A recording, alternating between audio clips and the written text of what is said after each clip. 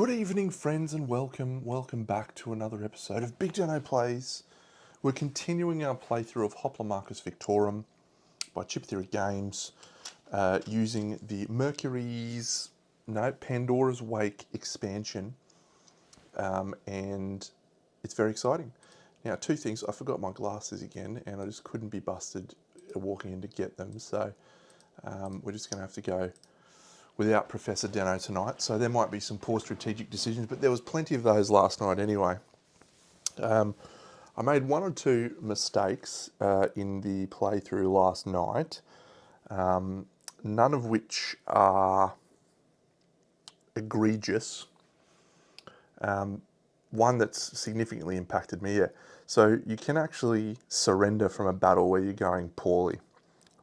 There was a point where I should have surrendered last night. I would have kept all my units. I would have been in a much better shape, and I would have continued in the playthrough much better.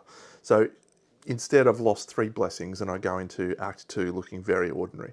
But so I missed a couple of key rules on arena maps. So this is the first time as I've played these arenas. So I think it's okay to make some little mistakes on those. But the other one that I got wrong is my leadership is actually 5 units, including my Primus. So I should not have 6 units in my camp. I don't really see a way to fix that other than just dropping my health by 1 and taking a leadership. So that's what I'm doing. But yeah, everything else, I mean, it's such a cool game. I really dig this game a lot. It's a really nice, like I understand people who are attracted to the Mercurys Boots mode, the faster mode where you get to go through it a little bit quicker. I don't know, I like the slower build up. If I wanted to play a faster sort of version of this game, I'd probably play Too Many Bones. You know, it's 8 combats or 8 days and then you're done. But when I play Too Many Bones, I usually do the campaign things where you do 3 in a row, which is kind of like 3 acts of this. So I just like the pacing of this game. So we're over to this board. We are in here after defeating Tempestia. Oh yeah, and one of the rules that was quite significant that I missed is actually to do with this this map. So when you've got the trident, you're actually not able to be damaged, which is ridiculous for Tempestia because her rule of deflect says when you are attacked, if it's already been dealt damage, okay, you're fine. So you just have to do that in a slightly different way. Anyway, you can't be damaged. So that's quite interesting. And also the yellow ability does not replace your attack. So you can still use the yellow ability. This one replaces your attack. So that's a mistake that I made. But anyway, I'm enjoying it. And that's all that matters. We're going to continue into Act 2 right now. So the Reborn Minotaur, fully healthed up, along with his Cling to Life ability. And we've got our 3 beasts that we recruited, which is awesome. We've got a Holcan, and we've got a Fury, and we're going to have to try and increase our leadership so we can get a few more units. We're going to try and aim for here, the new Argonauts. Mission, the Primus battle for our second ability. Now remember, in Act 2, all of the battles have another unit with a tactic at the end of the lineup. Every single one of them, which is bullshit. So we are here, and we're going to stride out to...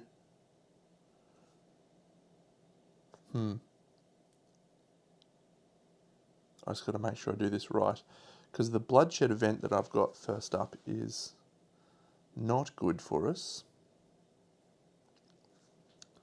So I think we're probably going to have to go sporting. So if I go sporting, I could go 1, 2, 3, 4, 5, 6, 7, 8, 9, 10, 11. Yeah, okay. So we'll go sporting here to this one. And the first sporting that we've got is a sparring match, and it is a sparring match. So we have a local unit, which is a harpoonsman, who comes with a tactic. The harpooners come with bolster health. And then we've got 3 units. 1, 2, 3. Oh, no. No. That's a pretty bad spread for us on this particular map. But what can you do? This guy's got a stun, and this guy has a bolster health. No, he's got a hamstrung. So in this particular mission, which is a spa, the Tribune is this guy. So we can't kill the Tribune, but with our Cling to Life ability, at the end of a combat, if we have 2 or fewer hit points, we set our hit points to 4. So we could just go for killing the Tribune and win. Alternatively, we kill all of these guys, but that Tribune does some bad stuff, so I don't really want to leave him to go. No Kingdom Death shipping notice today, by the way. Very disappointing.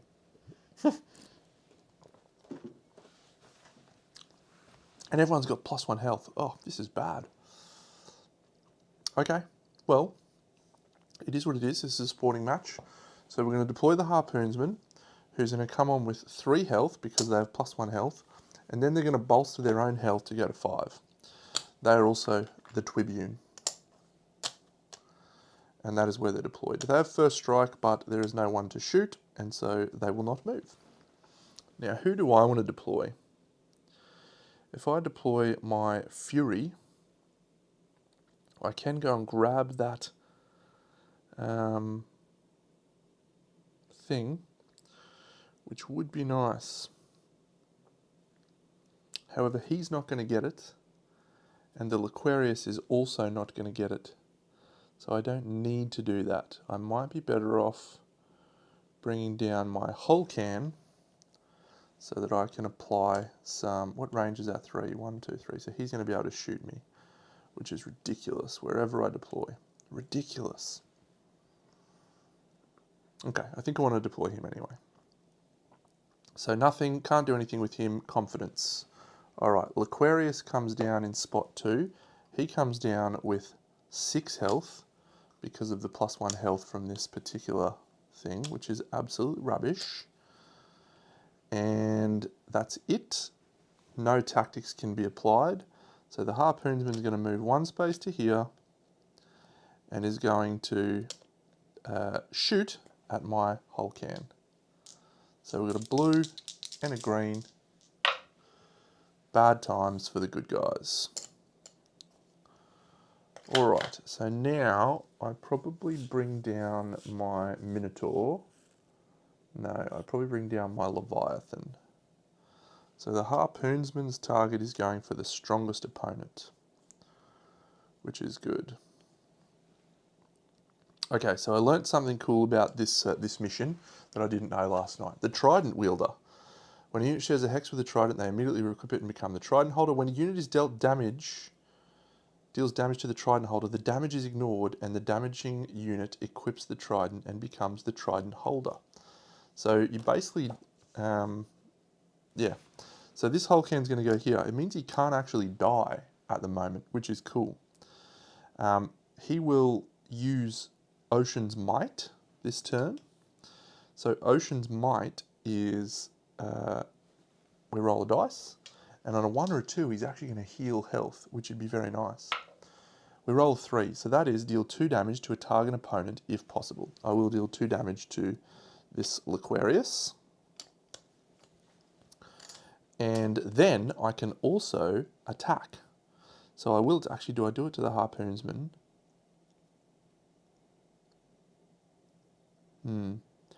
Because I could actually kill him. No, unlikely. So yeah, I will put some damage into that guy because I might as well. And we just do 1. Okay. So that is all. So now this archer is going to deploy with 2 health, but a bonus 1 because of the sparring match. It's going to deploy in slot 1. Stun can be applied to my Holcan, and so they will apply it to my Holcan.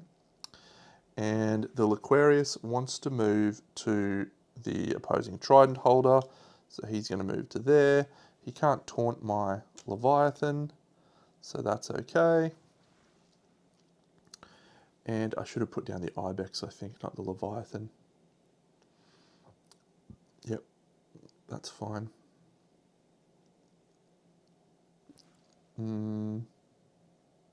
Yeah, no, that's okay. That's okay. So yep, so now we get to decide the order of these attacks. So I think I'm going to choose the Harpoonsman to attack me first. Yep, blue and a green. So this hit doesn't matter because it's not going to do any damage to me. But it is going to retaliate 1 point of damage. So the trident has now passed over to this Harpoonsman who can't be killed. And now we need to hope that this Mercurys misses this attack. Yeah, so this little guy stays alive. Okay, and now the Leviathan will actually be the stronger target, and so that will be the target of everyone. Okay, so back to me. I will deploy the beast that is the boss. Yep, and then I will move the Leviathan 1 space, and then I'll hook this guy over to here. So now I can attack with the Leviathan, blue, yellow, and red because of Inspire. And if I roll all of these hits, we double the damage because of Perfect Strike. And we do. So we kill this guy outright. That's a good start. I'm happy about that. I'm so happy about that. Get out of here, guy. Okay, good. Good. Unfortunately, though, it's now their turn, and the Retiarius is going to deploy. He does have Tactical. He's coming down with 4 health, man. That sucks. And he's going to hamstring. Who does he hamstring? His priority is to hamstring the deadliest opponent without hamstring. Deadliest is the most dice.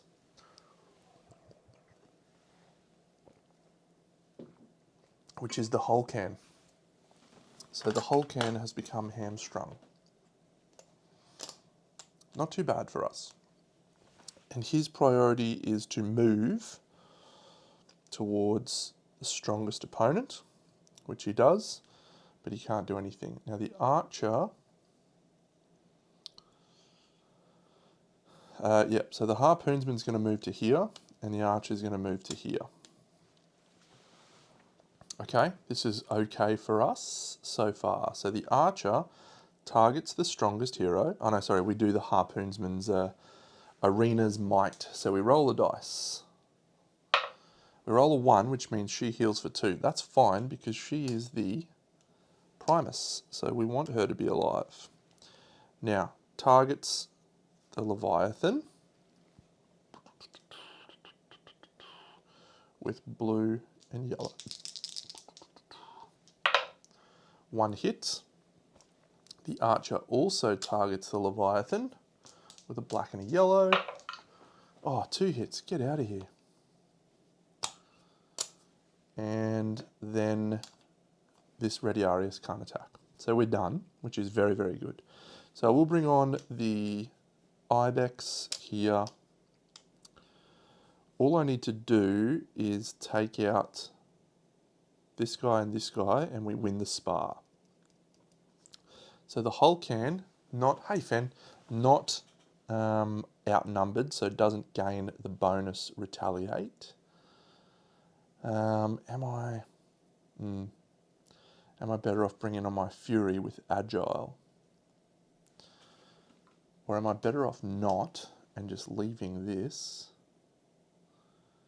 Ooh, I've got a better plan, I think. Yep. All right, so I'm going to bring on her. We're going to do this guy is going to move 1 space to here and hook the archer. This guy is going to move 1 space to here, and the Fury will just move to here. Okay, so we can use Agile. And we can use Perfect Strike, but let's do the Leviathan on the Archer. Red, blue, yellow. And hopefully we get 3 hits again. No, it's only 2, but that's okay. 1, 2, because now I can use Agile from the Fury, who's here because it needs to be in range 2 of both of them, and take out the Archer. Done. And the whole can, blue, black, and then a blue on the Rediarius. 3! That is awesome. 1, 2, 3. Okay, good turn of events. So it didn't move, so it doesn't have to worry about that. Okay, this is exciting. Oh, g'day, Victor. Thanks, mate. What sort of tutorial would you like? What tutorial would you like to see? My most recent one was a Kingdom Death tutorial that I did on painting red. What do you think would be of value for you? Because I'm about to start painting Warhammer Quest Darkwater. And yeah, I'm happy to do some tutorials for that little process, which would be cool. Okay, so I think what happens here is we just win, which is cool, and we're going to have a really good outcome. So the Harpoonsman is moving as far away as possible. It's already there, maybe here. It's going to target the strongest, which is the Minotaur, after rolling this dice, which is a 6, which deals 1 damage to every unit in combat. 1, 1, 1, 1, 1. And then is going to harpoon strike at me because I am the strongest opponent. And it rolls 2 hits and puts me on 3 health, which is not enough for me to trigger my recovery thing. You idiot. You idiots. All right, that's okay. So at the end of the round, we've won the sparring event. Great work. All those guys are still alive because it was a sporting event. I'm going to take tactics. I'm going to take stun. I'm going to take my pivot. And I'm going to take adrenaline. G'day, Tom.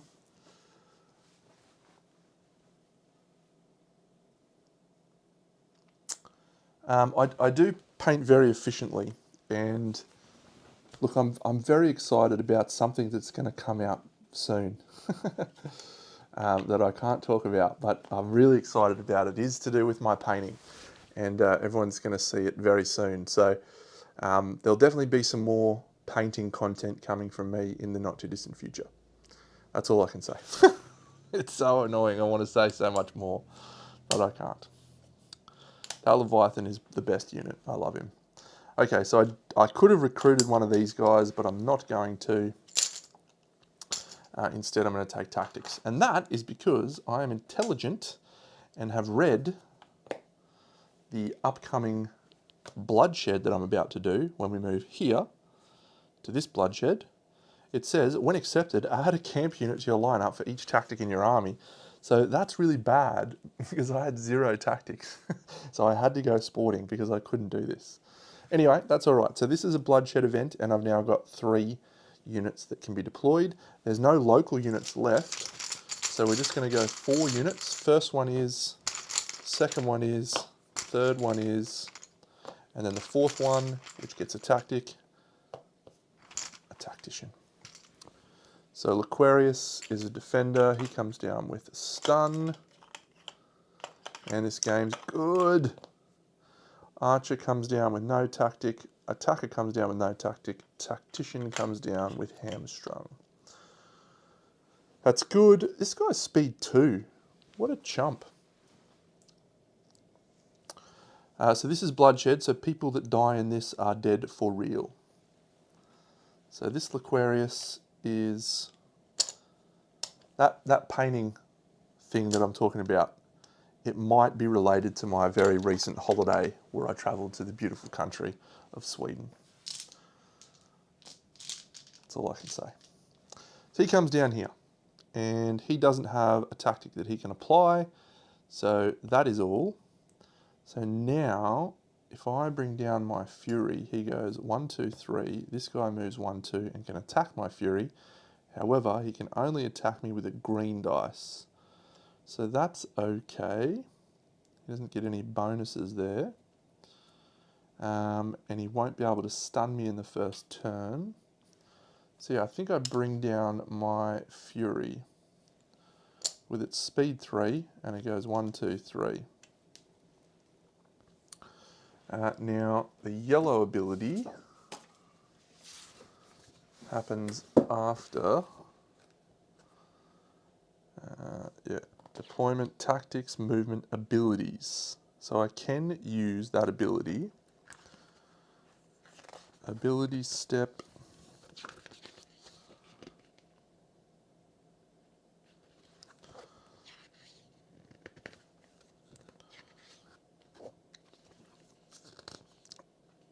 Yep. Dazed. When you're deployed, you are dazed. Deploy, yep, okay. No, we're fine. I would have loved to have go to Gotland. It's beautiful, I've heard. One of the people I visited was telling me that Gotland's like one of the most beautiful places in Sweden.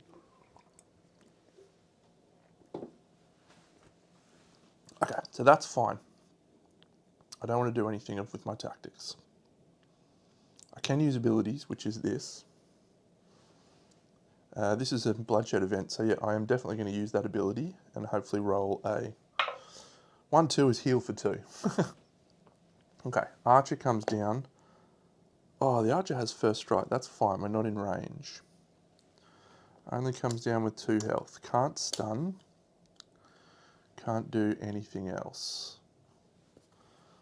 Cool. Laquarius moves 2 towards me. Can't shoot. Done. Laquarius attacks my Fury. Misses! Yeah! Okay. So now I might bring down the Mad Bear. Haven't used the Mad Bear yet. Roaming or Whirlwind? Roaming, Whirlwind. Yeah, the Mad Bear's got Absorb. Oh, that's outstanding. 3 houses is amazing. Absorb. I think it just means you can only do 1 damage. Yeah, just 1 damage. That's pretty good.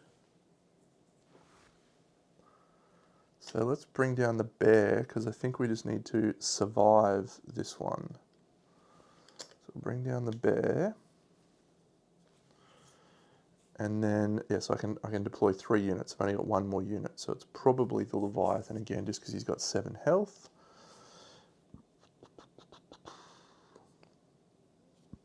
I really need a taunter so I can protect someone like this. Yeah. Okay, so then I'm going to move to here, and I'm going to shoot this Laquarius. No, actually, I go here, don't I? Yes, that's much better. Shoot the Laquarius with my red dice with Agile, but I'm also going to use the Trident and hopefully roll a 3 or a 4. It's a 5. Okay, deal 1 damage to every unit in combat. 1, 1, 1.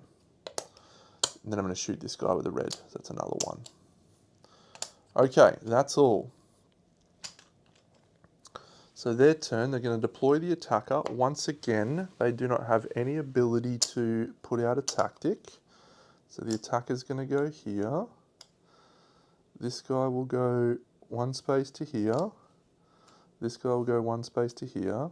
He's out of range, so can't shoot. This guy will taunt. Has taunt. So wants to attack the trident holder. So will do so. Does a wound. But I've still got the trident. This is a bloodshed. I can't afford to lose that guy. Alright, so now I bring down the Minotaur. Actually, do I bring down the Leviathan? Because I don't need to worry about roaming for now. And that would be good. I think I'd bring this guy down. Yeah. Okay. So the Fury probably really needs to roll either the 1 or 2 or the 3 or the 4 would be okay. Yep, so the Mad Bear can move 1, 2 because he has Beastmaster now, so he can move 1, 2. I've got Taunt that I have to use, but let's see what I roll on my Trident Throw. I roll a 4, so I can do 2 damage to the Aquarius, bang bang. Then I can shoot the Aquarius with my Fury, which will kill him. And the Mad Bear can attack with a red and 3 yellows on that guy, which kills him. And that is very good. All right, come on down. Come on. Okay, so the attacker, yeah, so the tactician comes down. He's only got 2 health, which is great. And the first thing that he wants to do is stun. His priority is the strongest opponent, which is the bear or the boss. Has to go on the bear because it can't be the boss. So that's all right. So now the tactician goes 1, 2, 3 because he wants to get in range of that guy, and this guy goes 1, 2 to there. So the attacker will attack the bear. Black, blue, yellow. Just does 1 damage because of absorb, which is great. And he can't attack. So I'm going to, the Fury's, yep, so the Fury's going to move 1, 2 to here. And the boss will go 1, 2 to here. So we're going to use the Trident. So that heals 2 damage. That's okay. I've only got 1 to heal, but that's fine. And then the bear can't attack because he's stunned. Oh, we could still lose the Fury here. All right, so we'll put the attacks from the boss, which is a black and a yellow, onto the tactician and see if we can raw dog it. No, we just do 1. Okay, so we don't probably want to retaliate here. Yeah, the attacker could just out and out kill the Fury. So I'm just going to be smart and place the red guaranteed damage onto him and call that a day. I really need Taunt, man. Okay, so we just don't want to lose the Fury here. So it's gonna put tactical on one of those, but it's not going to matter because he's not moving. The attacker, oh, he can't attack he doesn't do any damage. Yes, we're actually going to be sweet. All right, so the attacker hits. Hey, he hits 1 damage, which all it does is it takes this and puts it here. The bear's going to move to here. This guy's going to move to here. Jimmy, I play board games on Twitch and I paint on YouTube. Sorry, other way around. I play board games on YouTube and I paint on Twitch. Try to keep the 2 separate. So the board games live streaming happens on the YouTubes. So feel free to follow me on there, mate. Okay, so the Fury's guaranteed damage. So we'll do that first to put that here. So we've got the Trident back. I haven't even brought the Leviathan down now. The Mad Bear's going to attack. He's a red and 3 yellows. Let's roll the yellows because retaliate. No, we'll do that. 3! Oh, the Mad Bear's awesome. That's it. We won. Yeah. All right. Bloodshed event. All right, I'm taking an extra leadership so I can officially have the amount of units that I've got. I actually should have done the boss first. I'm going to do the boss first with his black and yellow. So he gets retaliate damage. He gets retaliate damage, which takes into 2, which means he heals to 4. Okay, that was good. That was good. We've now got a correct number of units. We're back on track. Good work, team. Okay, we're now going to move down to another sporting event. Ooh, this is all right. This is called Feat of Worthiness. And it says, the health of all units, to capture the flag, which is fine, the health of all units is increased by the current act number. We're in Act 2, so we've got 3 units. 1, 2, 3. Why is there a reptilian? And a Retiarius, man, I hate Retiariuses. Okay, so this guy's going to deploy with a adrenaline tactic. And the reptilian is going to come down with 5 health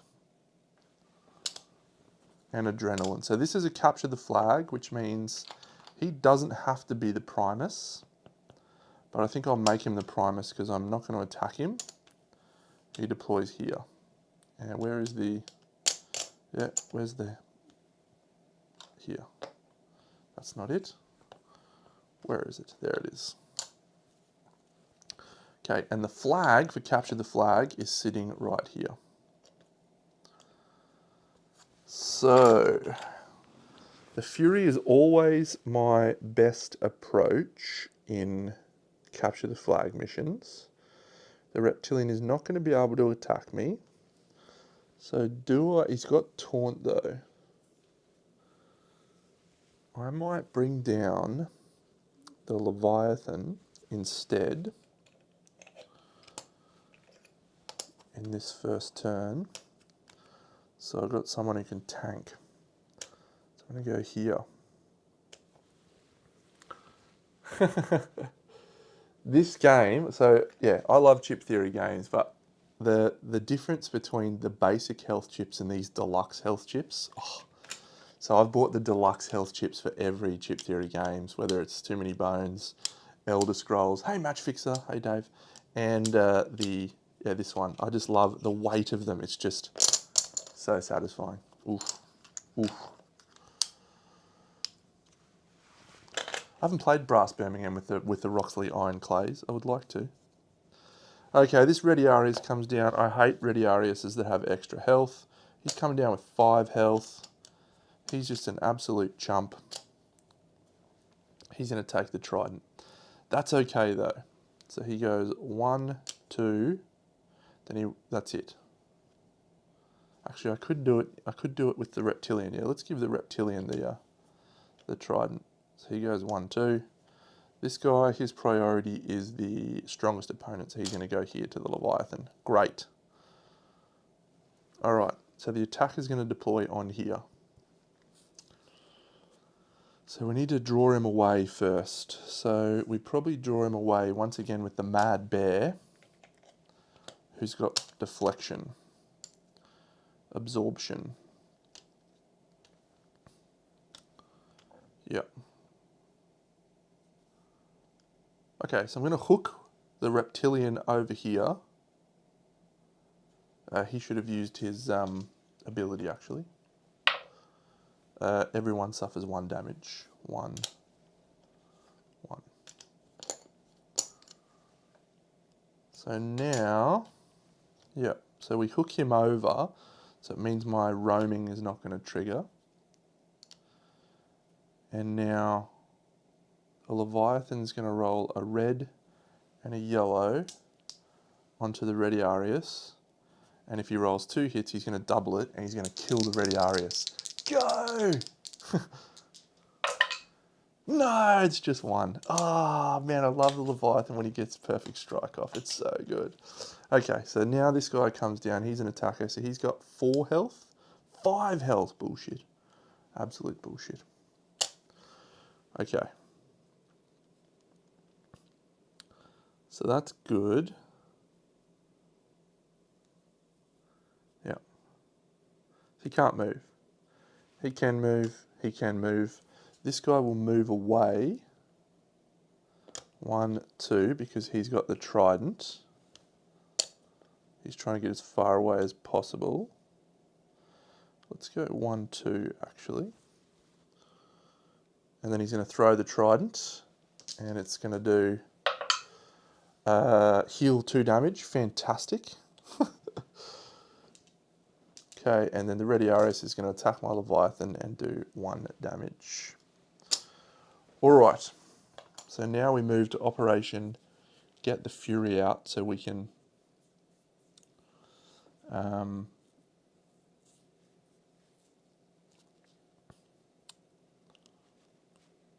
think I need to put out the boss though so that I can use the movement of the Mad Bear. Then I'm going to put the Mad Bear in range of this guy, which is problematic. This is a sporting event though, so that's okay. So I'll bring out the boss. The Mad Bear will go 1, 2. And this guy will go 1 to here. Yep, all right. Clearing a path for the Fury with his tactical and agile abilities. I don't really want the Mad Bear to attack this guy though, do I? No. I want him to attack here. So yeah, so the Mad Bear, 4 yellows, 1 red and a blue on the Rediarius. That's 4 damage. Yes, the Mad Bear. Okay, good work. So that's it. So now the attacker, their turn. So he's going to move 1, 2 towards this guy. The reptilian's going to continue to move away with the trident. And he's going to roll a dice with the trident. And its ability says 1, 2, heal again. You'll love to see it. Okay. The attacker attacking my bear. He's only doing 1 damage because my bear has deflection, or absorption rather. Deflection's different. Okay. No, this is perfect. So the Fury deploys is going to go 1, 2, 3 to here. The Leviathan's going to move to here. And the Mad Bear's here. We've got Retaliate. I'll move this guy to here.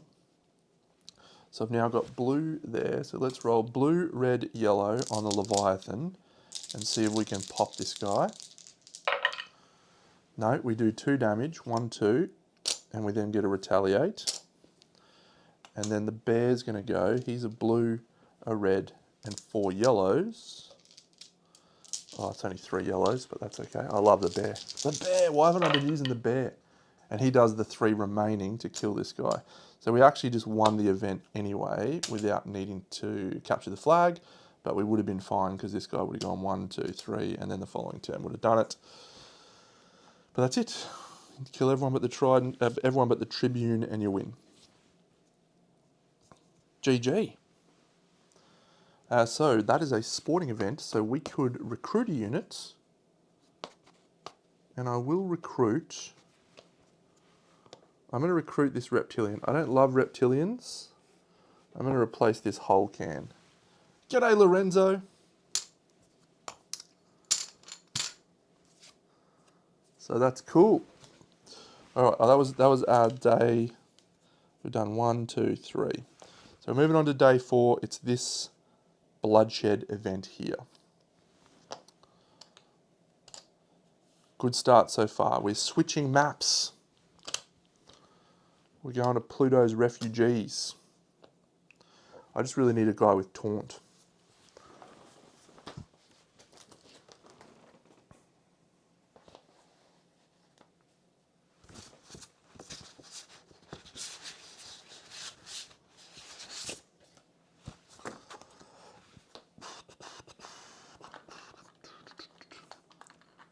Oh, that's exciting.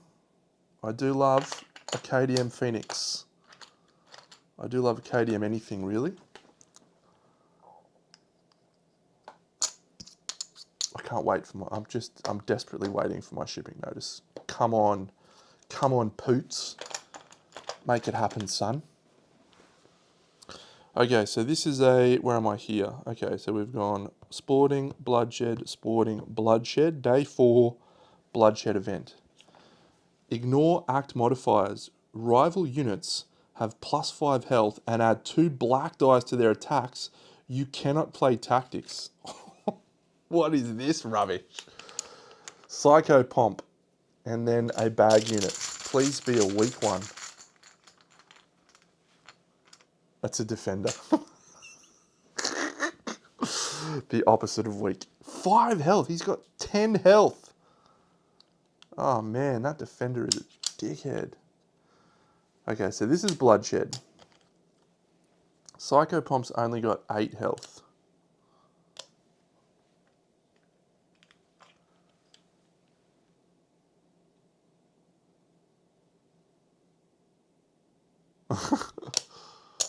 The Phoenix is a tricky one to assemble.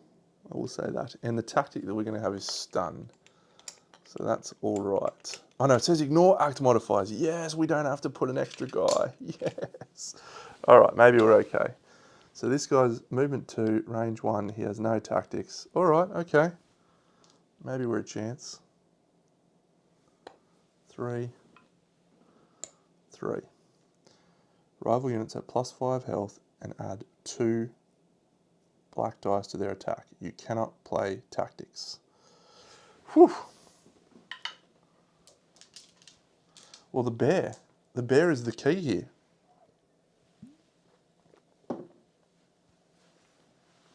So, let's just read this again. During setup, place the Cerberus and Al-Hagana units randomly there. Place an arena die set to 3. Rival units ignore arena units when playing tactics. Good. Arena units with an arena die on them are restrained. Restrained units do not activate on the arena turn, cannot be attacked, and cannot lose hit points. At the end of the arena turn, reduce each of these arena dice by 1 and remove them if they would reach 0. When an arena beast is defeated, the defeating troops chooses to either gain 1 tactic from the supply or have the defeating unit gain 2 hit points. Perfect. Local units may attack restrained arena units. The attack would deal damage. It is instead reduced by 1. And then when they come out, they just attack the strongest opponents. Sweet. So this guy's going to deploy here. He's got no tactics. He's got combat lock and retaliate. Oh, retaliate. Oh. I think I need to use my fury.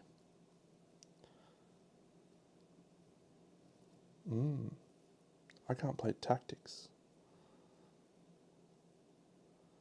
I'm allowed 2 units and my hero.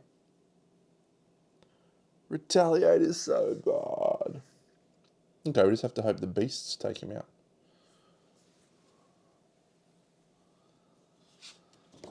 So, local rival units, all units ignore combat lock. So he's got combat lock.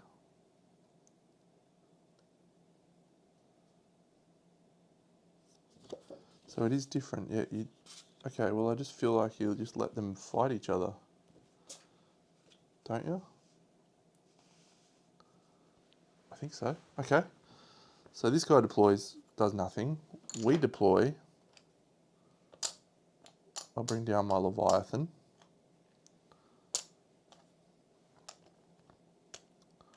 The arena turn. This drops and this drops. This guy goes. He's movement 2. He's going to go 1, 2 to this guy.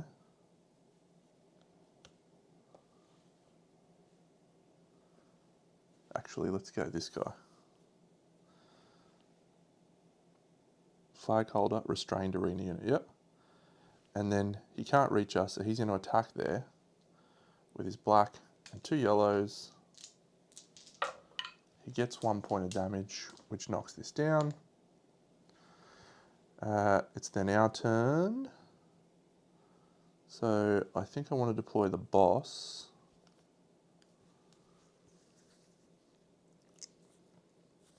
Yep. And then the Leviathan moves to here because I ignore roaming. He hooks this guy down. And then the Leviathan attacks there with his red, blue, yellow. And if we get all 3 of them, we do 6 damage. Come on. Oh, the blue misses, you scumbag. And then we retaliate for 1 damage. Okay, so he still wants to go for restrained arena units. How fascinating. Okay, so that's done. So the arena turn, this dice goes away, this one goes to here. His priority is flag holder, restrained arena unit. So he's going to move 1, 2 to here. He's got combat lock, so he's fine. And he's going to attack there Black, yellow, yellow. And he does that, which removes him. So both of these units are going to activate on this next arena turn. So I'm going to bring out my tricky call. Might bring out the Ibex for Whirlwind, because that's not an attack, so it bypasses Retaliate. Yep. Leviathan will move to here, and the boss will move to here. Yep. Okay, so the Leviathan, if he can do 3 hits on his red, yellow, and blue, he's going to do 6 damage and one-shot that bee. One-shot that bee! Oh, it's only 1. So he takes a plink from Retaliate damage. Damn, that would have been great. Okay, so that's our turn. So this guy is going to go Arena Chips. Okay, so his priority is the strongest opponent. 5 and 5. So he's going to go 1, 2, and he's there. He's got a lot of health. He's already adjacent to the strongest opponent. Done. So I'm going to do this guy first, and he's going to attack the Psychopomp. He's got black and 2 blues, and it's agile, so he ignores the Retaliate damage. He does 1 damage. Cerberus, red and black, 2 damage, takes a Retaliate. Okay. We should be sweet then. His turn, he's now going to prioritise the weakest opponent, which is my Ibex. So he'll move 1, 2 to here. Oh, it's actually my hero or my Ibex. Yeah, so we'll go the Ibex. Yep, so black, black, black, yellow, yellow, because I forgot he's got an extra 2 black dice. So we could lose the little Ibex here. Let's see. Don't die! He doesn't die! 1, 2. And all we should do now is move 1 to here, 1 to here. The Leviathan will attack with a red, blue, and a yellow. Gets the job done, no Retaliate. Boom, boom! Bloodshed events. Do we want to get an extra dice for the boss? Or do we want to get more leadership for more tactical options? Or do we want to get extra health? I'm less concerned about the health. I like the spread we've got right now, so maybe I'm going to take a blue dice. So we've got a black and a blue now on the boss. I feel like I'm missing something with these guys. Maybe I'm misreading a rule. But I feel like you just don't deploy and then let them fight.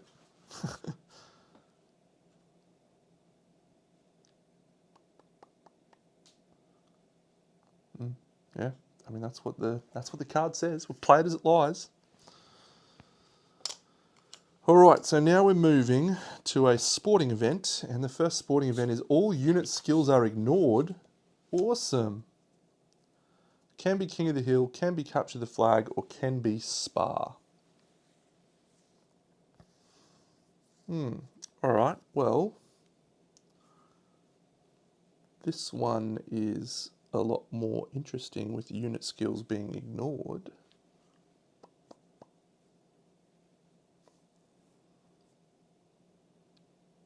Yeah, okay. What did I end up taking? I'll take lead. I took the dice, yeah. I sort of want more units, but yeah, that's all right. So we'll just leave those little guys there. We have 1 local unit with a tactic, and then 3 other units. 1, 2, 3. Ooh. Psychopomp's back. Fury's there. Don't be a Rediarius. No. Okay. Oh, that's cool. Actually, all their skills are ignored. Interesting. Interesting. So this guy has hamstring, but he doesn't have tactical, so he can't apply it. This guy has adrenaline. He can apply it, which is great. And this guy's got stun. Alright, so all my skills are ignored, so I probably just want to go for health. Do I go? I can't go capture the flag. I mean, I could, and I could just throw down my Fury, and he doesn't have tactical, but he'll still be speed 4, because I could give him adrenaline. Doesn't matter if we die, because it's not a bloodshed. Alternatively, we go for King of the Hill.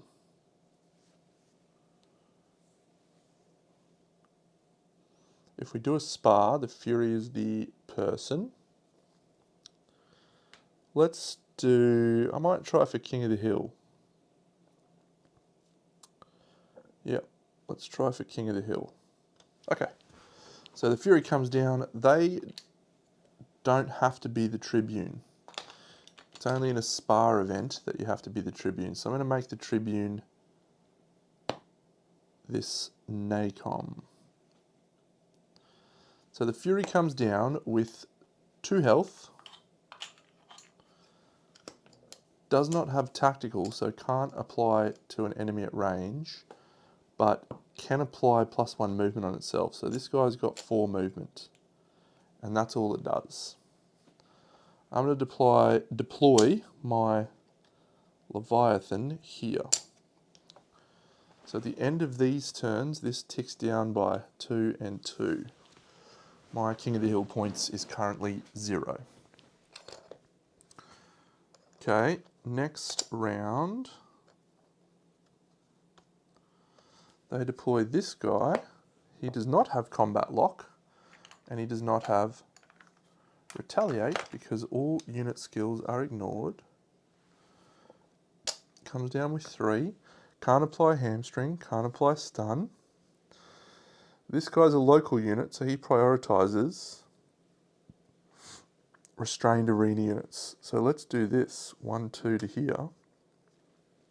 He's going to attack for 1, which will do that. Cool. So I now deploy the Minotaur, which allows me to move this guy with roaming. So he'll go to here,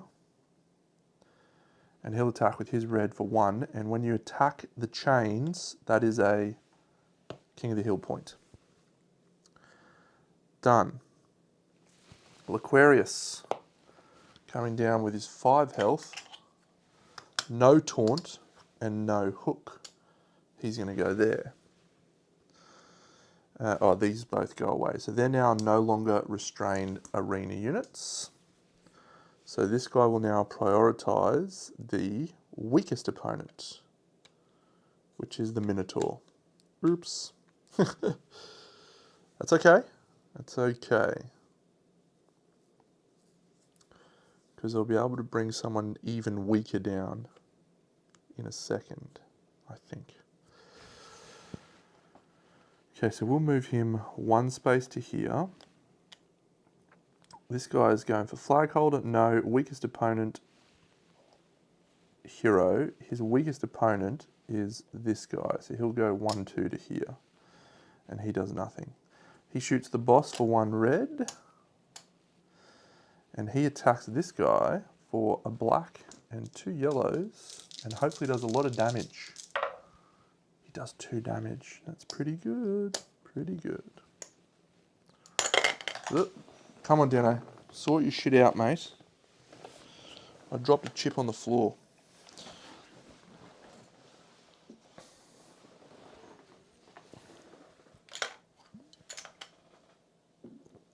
Okay.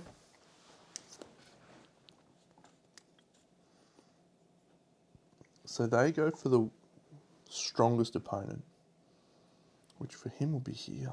Okay. That's good.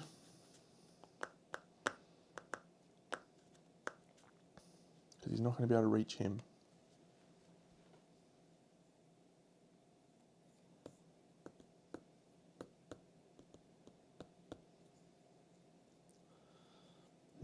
Okay. Well, I think we deploy the reptilian. How many am I allowed? 3. So he comes down with 3 health, which means he will be a target for the Fury as well as the boss. So let's do that. The boss will go to here.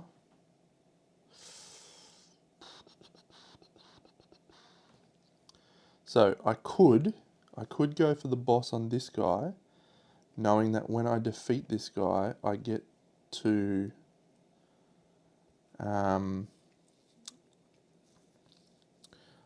get a 2 health back, which could be helpful for the boss. Beastmaster and Inspire. So I think I'm okay in this one. Yeah, so I think I'll actually go here instead. Because Cerberus is going to probably pop him, isn't he? No, he's going to go here. Strongest opponent. Yep, so we're going to attack the Leviathan first, expecting that we're going to miss one of these 3 dice. We miss with 2 of them. That's not what we wanted. Now the boss needs to roll 2 hits. Come on, boss. Come on, boss. No, you chump. Oh no, that's bad. Alright, well we can't do anything about that. He's going for my hero, that stupid Psychopomp. I needed that healing. I needed that healing, man. No, he's a local. He's going for the weakest opponent, which means he is going to go for my reptilian. Okay, well let's see what happens here. So this goes for the strongest opponent. It's going to go for this guy, which is a black and 2 blues. Guaranteed all 3 of these will hit. 2 of them. Why couldn't I do it? I don't know. The Cerberus, he's going to mark this guy because he's the strongest. So he'll go 1, 2 to here. And he's going to attack that guy with a black and a red. 2 damage. Done. Alright, now we see if my planning has come to fruition or if I'm just an idiot. If I do win this fight, I don't need tactics. I don't need units. Actually, I can't recruit any units, so I'm probably better off using some tactics here. Okay. I'm going to stun this guy. Yep, that's good. So, this guy's priority is the weakest opponent. He's movement 2, so he can get to me. So he's going to go 1, 2. No combat lock. This guy's stunned. This guy's doing nothing. This guy's going for the weakest opponent. We'll prioritize here. So the Fury does 1 damage. Bang. The Aquarius, rolling a green, does 1 damage to the boss. That's good, because he's finished on 2, which means he's going to heal up to 4 at the end of the turn. This guy's stunned, so he does nothing. This guy just came in. And the reptilian would be hamstrung by the Fury because he was adjacent to the Fury. Okay, so my turn. I will deploy the Mad Bear. It's my last deployment. Deploy him here.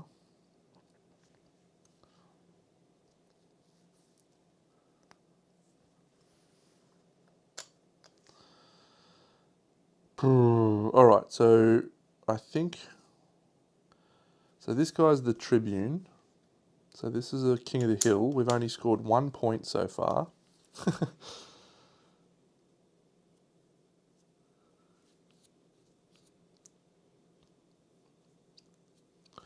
Yeah, so the boss is going to move 1, 2 to here. Actually, we'll move the reptilian first. He's going to move 1 to here. And the boss is going to move 1, 2 to here. And that's all. So the Leviathan is going to use its attack there. It's only got 1 red dice, so it kills him, which immediately gets us 2 health back, which is cool. or a tactic. We don't need to get a tactic because we're going to replenish our tactics at the end of the round. Do I want to take a tactic myself? No. The boss will attack the Fury with black and blue. Does 1. And the Reptilian will attack the Fury and roll 2 blues and hopefully finish him off. 3 blues because of Inspire. No, it's not inspirational at all. That's it. So, Arena turn. This guy goes for the strongest. He's going to move here, and I think he actually uses Whirlwind. So, Whirlwind triggers if this unit is adjacent to 2 or more units, yes. Count the number and roll its weakest attack die that many times. So it's going to roll 3 black dice and do it to each of these 3 units. That's 3 damage. Kills the Aquarius, kills the Psychopomp, and leaves this guy with 2 health. You go, Cerberus. You legend. The Fury goes. This guy's only moving 1 space. Great. The Fury's going to stay where it is. It's going to attack the Reptilian because it's the weakest. It does 1. The Reptilian survives. He's going to move to here. He's going to move to here. And that will be points to go. He'll move to here, and the Mad Bear will move to here. I just realised I don't have Inspire. No, I do have Inspire because it's not a unit skill. That's a hero skill. So the Reptilian's hamstrung, he can't attack. It didn't matter, he did no damage anyway. The Mad Bear though, he's going to do the 1 damage that we need to this guy. So we've killed them, and then we're going to score points, points, points. This guy can't kill my Leviathan. This guy is going to go and attack here. So what's probably going to happen is I'm going to kill everyone but the dude, which I've already done. Okay, sweet. We win. Good point. Whirlwind is a unit skill. Oh, I wonder if it is because they're arena units. You're probably right. So what would have instead have happened is he would have attacked the strongest unit, which would have left this Psychopomp with 3 here.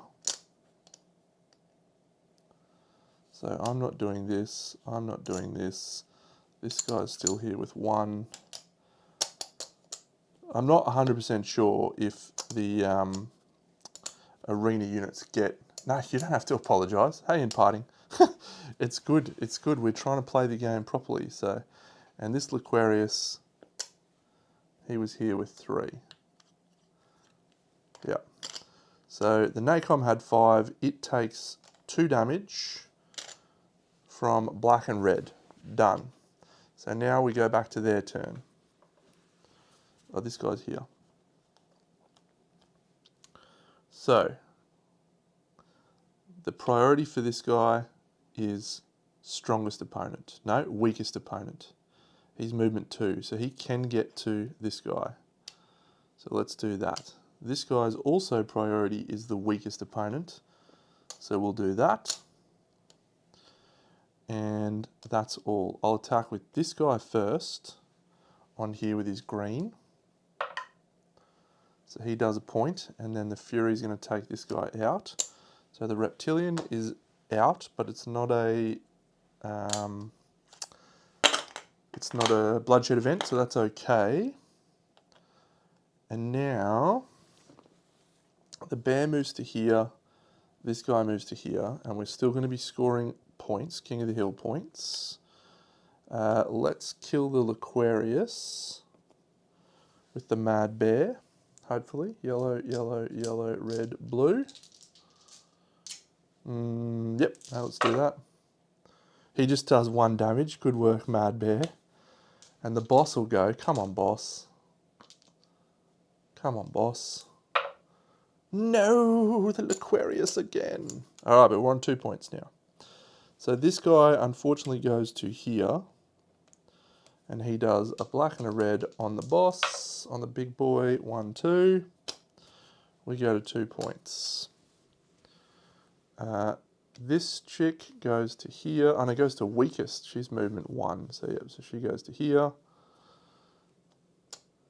The Fury, well, let's do this guy first, 1, 2, to block the Fury in. This guy's going to attack the boss, and this guy's going to attack the boss. Uh-oh. This needs to miss, or the boss is going to take some bad pain. There's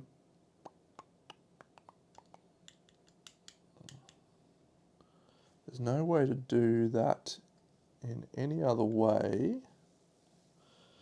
So yeah, so we just have to roll a green and not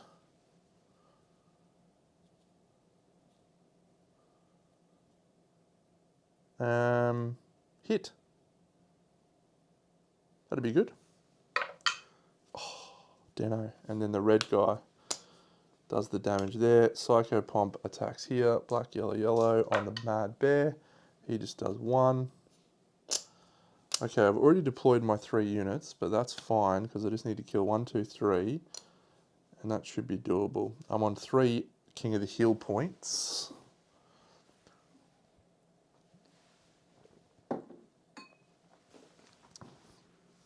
But let's do that. So the boss goes first, kills the Aquarius. Does so. I rolled the wrong dice, but that's fine. Gone. The Mad Bear goes next and automatically kills the Fury. Gone. And the Leviathan. This isn't going to work. I need to move the boss to there. Can't do that.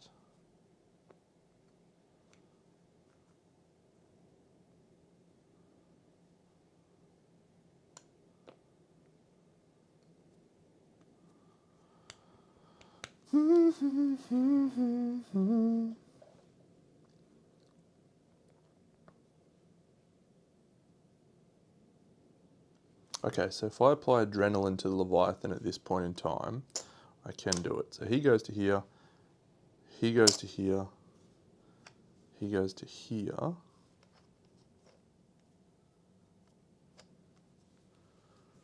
That doesn't help either. This Psycho Pomp is going to do me like I'm the yo-yo guy.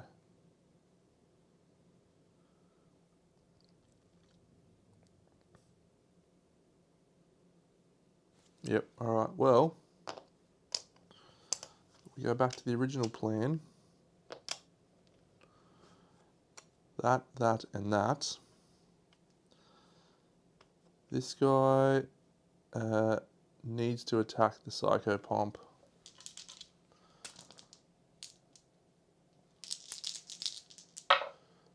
Two hits. Oh, I knew it.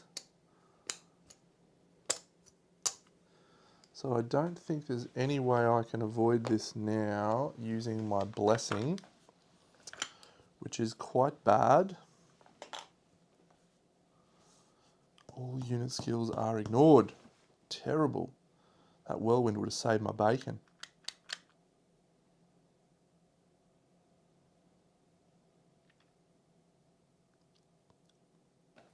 Yeah, Cerberus just does his 2 points of damage here. Reborn Minotaur, Beastmaster, yep, Psycho Pomp goes like this, 1, 2 to the boss, because he's attacking the weakest. It goes for the hero anyway, that's his priority, so that's the problem. But it's also the weakest. Alright, we need to miss on all 3 of these. Oh, the black comes through. Okay, that's our last blessing. So the hero goes back up to 6 health. I could have run away at this point, but that's fine. Now Cerberus, yeah, this guy goes to here. He attacks my Beastmaster, my dude. We can't get him, and then I win. So I kill that guy, and we've completed the event. No blessings. All right, we might have to try for that Bane thing to get a blessing. get a thing. Okay, we succeed. We can regain a tactic back. We'll take our tactic back, which was a stun. Good fight. G'day, Zwex. What a very interesting game this is. There's so many like tiny little timing things. Oh, that's it, mate. That's all you need is once you've got Squidmar brushes, you can paint. That's all you need. There's nothing else required. Those brushes provide you all the skill you need. Opportunity. We get to look at the top two. A hero prowess. Defeat at least 3 rival units with your hero in a single event. We can probably do that.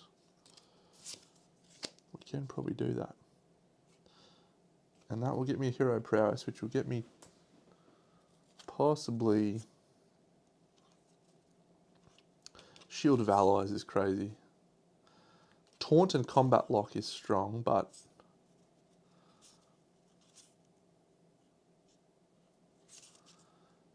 yeah. Immediately gain 2 Banes and 2 Blessings. It's probably that one.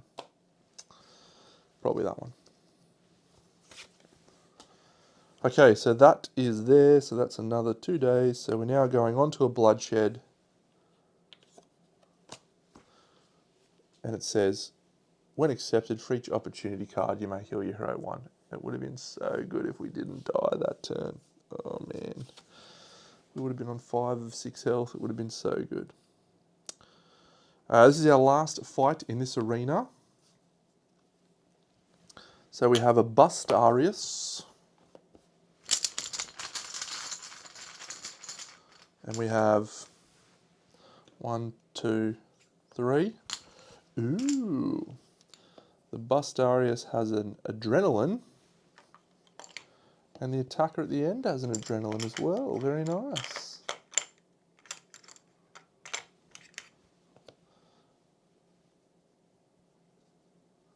Okay, so if my hero defeats 3 units,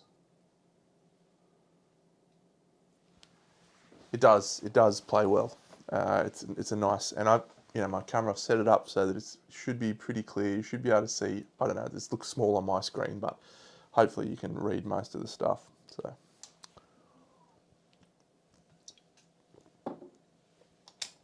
All right, so this is Bloodshed. So this is a crucial fight. 3, 3. So we're definitely going to deploy. So I can deploy 4 units. So the Bustarius has Retaliate, which is also sucky. He's now speed 3, which is also sucky, but he is only 4 health. So he deploys here. It's our turn. We'll deploy the Leviathan, and I'm going to deploy him here.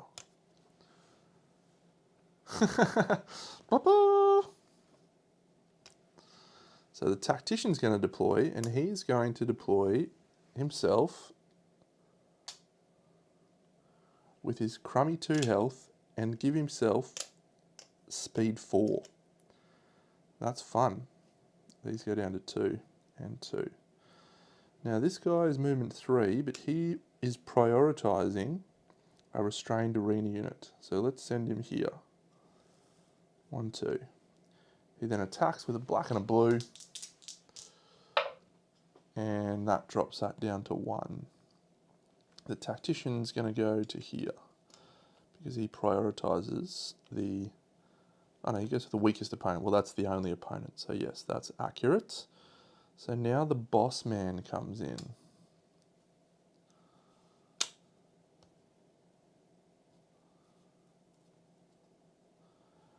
And we can move the Leviathan to here.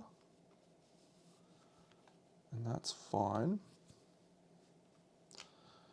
So I don't really want the Leviathan to kill this guy. I just want him to leave him with 1 health. But if I roll this yellow, it is what it is. Yeah, it's worth doing. No, great. Okay, so we leave him alive with 1 health, which makes it easy for the boss to tidy him up. Cool. So now this guy drops to here and this guy drops to here. So he's now active with his 8 health. Cerberus. Okay, bloodshed, come on down. Alright, Harpoonsman coming down with first strike. But only 2 health as well. Oh. We're a chance here. Okay, so his priority is to shoot the weakest opponent. The only opponent that he's in range of is this Cerberus.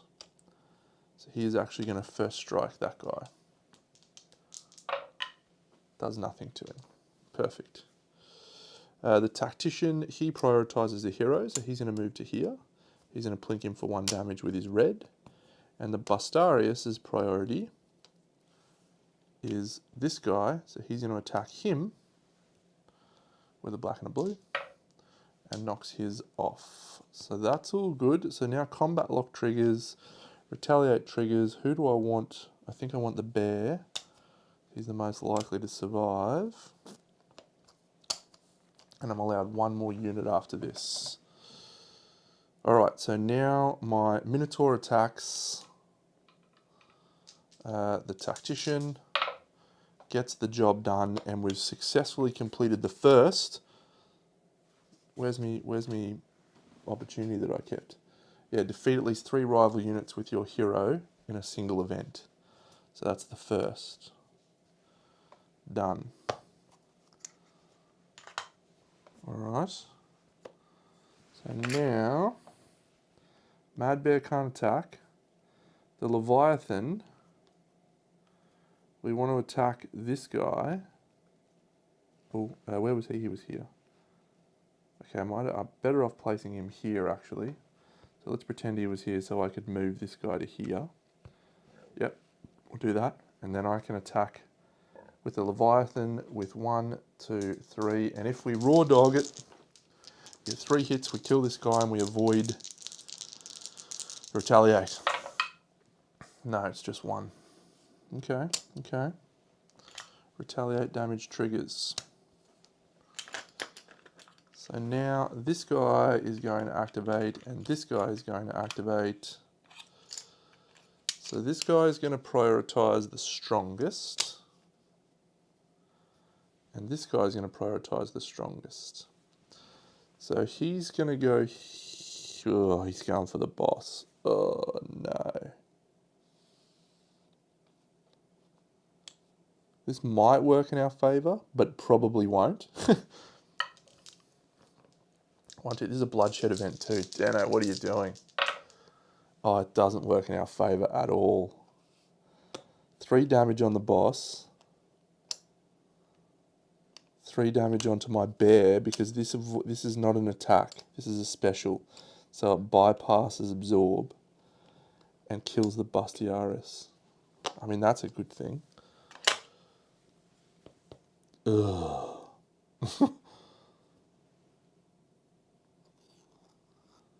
And this guy's going to attack now on the Leviathan. Black, blue, blue. Oh my god, he's done 3 damage. What are you doing? Okay, tactics time. Possibly. Possibly. Okay, this attacker comes down with 3 measly health. Is deploying here. The Harpoonsman's going here. And its priority is the hero. Uh-oh.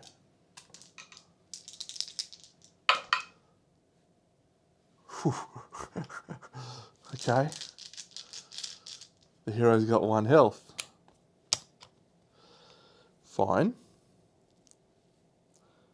Who do I deploy?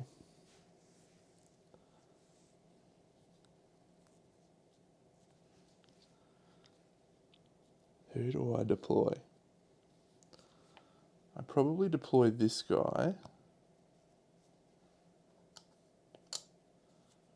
I need to do this turn. I think. Okay, so if this goes 1, 2 to here, the bear. That's fine. The Leviathan can go here and pull this guy in. Yeah, I need a lifetime reroll. And I have to put down my Fury. I'm pretty sure we used pivot on the Leviathan to give us a chance. And that's it. That's literally our last ditch effort. So the Leviathan needs to hit all 3 dice. And the bear needs to hit... This guy's got only range 2, so I don't think I put him down. I think I then also move this guy to here, because he's going to attack the strongest and he's going to attack the strongest. Okay, we might not be gone, but I'm going to lose some crucial units. Reptilian's still alive. Do I bring down the Ibex? No, I don't, because then it's going to trigger his Whirlwind. Okay, 2 very important rolls here. Red, yellow, blue. We need all 3 of these to hit on the attacker. We've got to re-roll on one of misses. Okay, so we can't do it, so that's fucking bad. We get 2. Retaliate triggers. What a jerk. What a jerk. And I can't even stun him now either.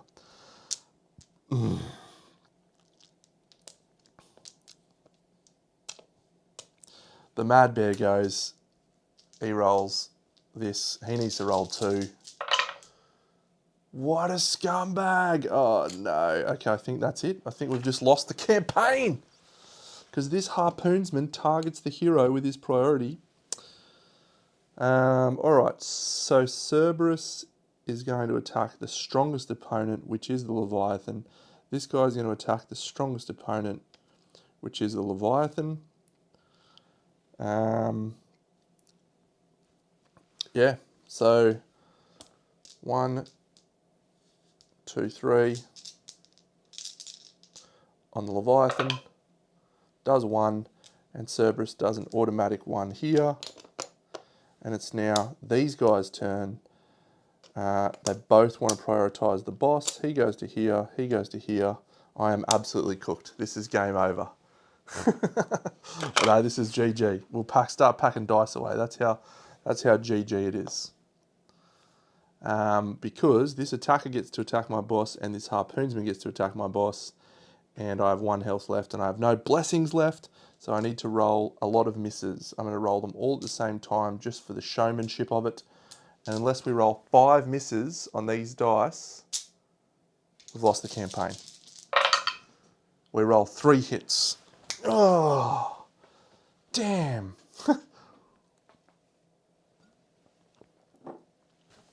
All right, well, I will say a couple of things. I made some egregious mistakes yesterday, which cost me 3 blessings, and I wouldn't have needed to have made those. I could have run away, surrendered at the end of that last turn, and that would have been the soft way to go.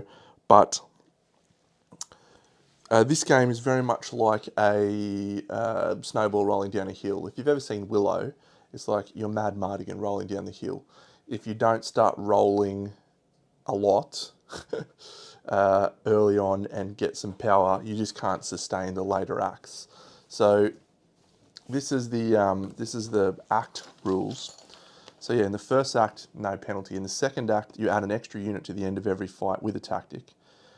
In Act 3, you add an extra unit and you deploy 2 units. And then in Act 4, in the first turn, and then in Act 4, you add an extra unit, you deploy 2 units with 2 bonus health. So you just can't defeat that unless you've ramped up really highly. So you need to sort of push early on. You need to level up your character.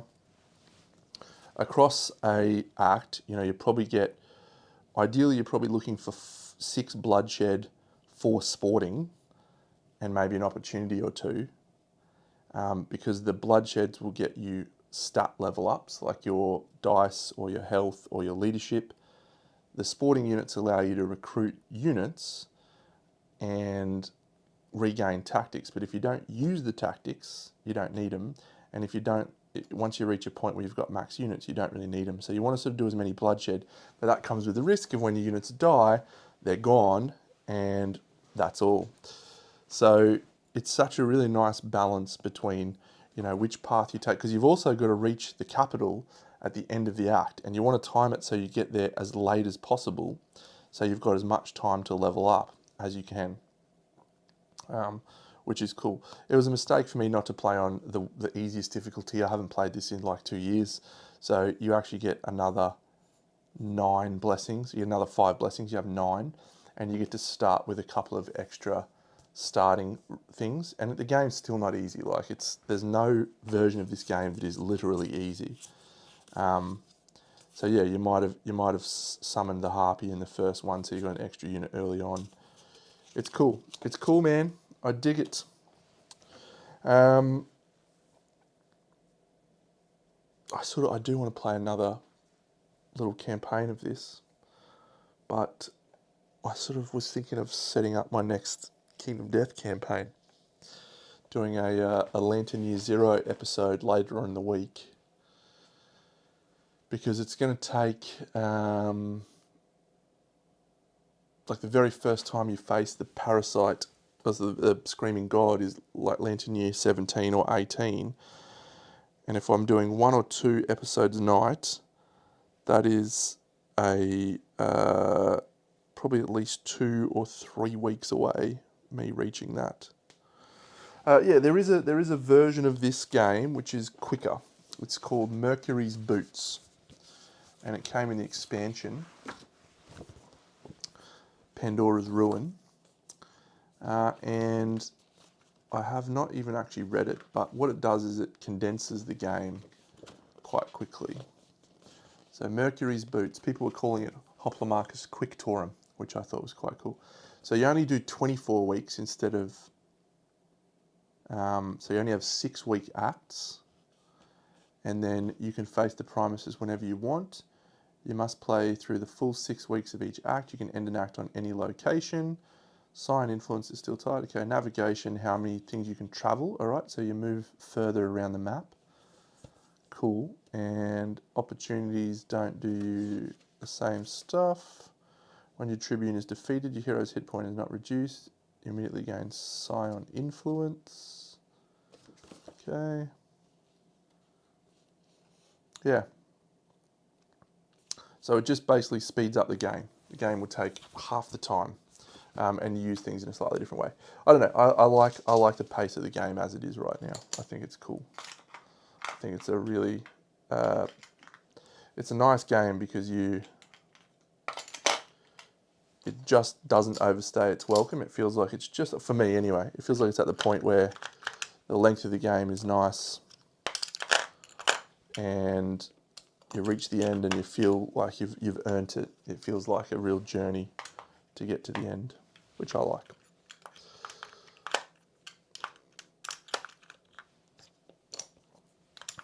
And it's got a great little pack up system. Like, this little thing here holds all your chips in it of your characters.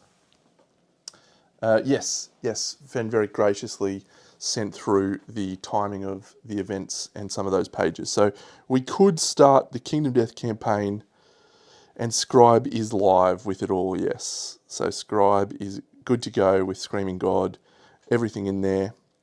So we could launch Screaming God campaign as soon as this weekend. But there is a golden rule that I do not break for Kingdom Death, and that is only painted models.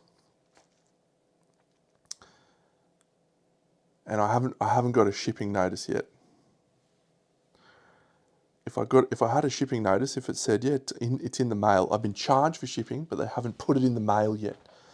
So if they put it in the mail, it's like, cool, it'll be 5 days, I get the model, I assemble the Screaming God, I paint it in a few days, we're good to go. But if they don't ship it for another 2 weeks,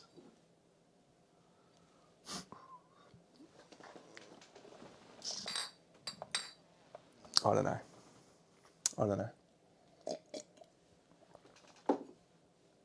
But I've got that vibe, I've got that juice, I'm ready to go. I'm ready to fire into Kingdom Death.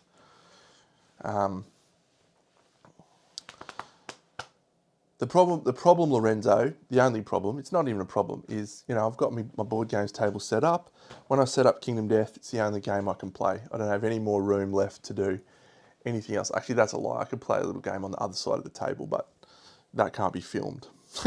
So if I was to set it up, it's Kingdom Death is the only game I get to play. And it's like, well, do I want to play some others? Like I was thinking the other day, I'd really like to play some more White Castle, which is fun.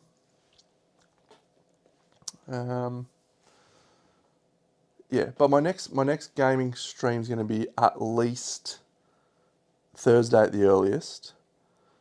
And if I know, like it might ship this week. I got charged. The Australian mob's pretty good. They normally ship it pretty quickly.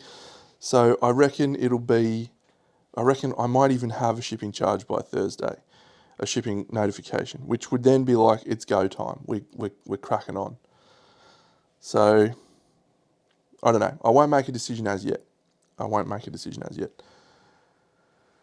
Yes, so I'm going to do People of the Dreamkeeper. So the full knowledge Ark Survivor Legends. Scouts seem like a real challenge with the Screaming God from the rules that I read. Speed 3 little dickhead trying to run and keep up with these fucking things. Super bad. Sounds great. Let's do it. So we'll do Scouts. Fun. The 4 quarries will be Froggles, Frog Doggers, Screaming Antelope. So I think the Screaming Antelope, I don't know, this is just a hypothesis, does have some tie-ins with the guy. And I want to use the Nucleope stuff, which will be fine. So, and then he's got some cool knowledges, the herb grinder knowledge and stuff. So I like the Antelope. I like the Antelope. I love Smog Singers, the problem. The Smog Singers are just, they're so good. I think they're my favourite Node 2 now. And just because I love their armor set and they've got really interesting gear and they're just a weird showdown that I hated at the start, but I've come to really appreciate it because of how different it is to the normal showdowns. But I think the Antelope is going to be a better fit. So we'll go Antelope. Node 3, that's a tricky one. I have played a lot of Sunstalker and Dragon King in all of my recent campaigns. I like them more than I like the Phoenix, but the Phoenix has got so many cool extra stuff recently. I've got so many little Phoenix bits and bobbies that I haven't used. And the Violet Phoenix gear is really good, from the Indomitable Resources, the Violet stuff. Violet Folds, awesome. So we'll go Phoenix. And the Phoenix is less egregious with Ark Survivors. You don't feel like you're too badly hamstrung with Ark Survivors in the Phoenix. It's not as good. It's not as good as not losing heaps of years, but it's fine. And then obviously Node 4 is the Screaming God. So I love Red Witches. I want to play Red Witches. I love Pariah. I don't know if I think I like Butcher more. But I think we'll go Pariahs. I've just done a lot of Butcher. Everyone's done a lot of Butcher. Until they come up with a good way to integrate the Manhunter, a proper way to integrate the Man. There is actually rules for that now, I think. But do I play Manhunter? No, if I'm going to do Manhunter, I want to have him in a thing with the White Lion. Yeah. So Pariah, Red Witches, and I'm going to put the Black Knight in there as well. Because why not just throw it all in? And then we'll have the Forge Priest thing in there. I don't know, that's a pillar card, or is that a terrain card or something? I don't even know how that works. I haven't even looked at his rules yet. So that's sort of the most of it. And then Wanderer will be Preacher. Lonely Tree's always in there. Always in there for me. Because it's an optional thing. You don't have to fight it. It sometimes just pops up. Yeah, I like the tree. Tree's good. It's a good fight, and it's fun. I've always liked the tree. Yeah, and so then I'll include all the other stuff. I've got a lot of new seed patterns and stuff that I want to include. My character cards, all my new character cards and stuff. So yeah, we'll do a Lantern Year 0 episode where I do all of it from top to bottom, putting it all into Scribe, making all those decisions, and then we'll do the Prologue U against the Frog Dog with those crummy fucking starting knowledges that I hate. I remember the first time I played with Ark Survivors, and I was so excited about those knowledges, and I kept trying to level them up.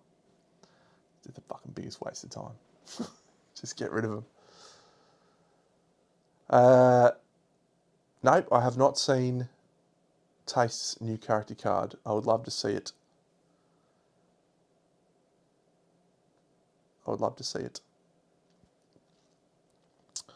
Yeah, so I think that's everything, isn't it? Was there any new stuff that I haven't incorporated yet, or that I haven't talked about? I don't think so. Black Knight, maybe I might not put him in. He's so good, but he does two things that is not good. The first is all of his armor is just so awesome that you just want to include it. All you want to do is just build their armor sets. They're all sick. And he's just a fucking hassle to set up the board. You only have to do it 3 times, but it's not that big a deal, I guess. And yeah, I love Red Witches. I love them so much. So that's the plan. The hand sucks so much, and he's just like free stuff.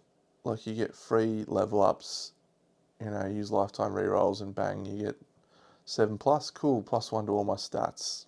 Just dumb. Yeah, it's the boringest thing, but it's very minimal impact on your campaign, whereas the Black Knight is. And I worry that the Black Knight's going to compete with black and red armor. You're going to have so many good armor sets to choose from. Black and red armor, Count armor, Earl armor, whatever that other one is from the Black Knight. And then I assume Screaming God armor is going to be sick. Yeah, I don't know. I love the Black Knight showdown though. It's the funnest showdown. Getting thrown off the edge. And yeah, this is probably my challenge my cross to bear when it comes to playing Kingdom Death is I get to those later years and I am usually not bored, but just I don't feel challenged by the showdowns. So I tend to skip the last couple of years. Black Knights helps that in some ways, but he gives you a lot of stuff.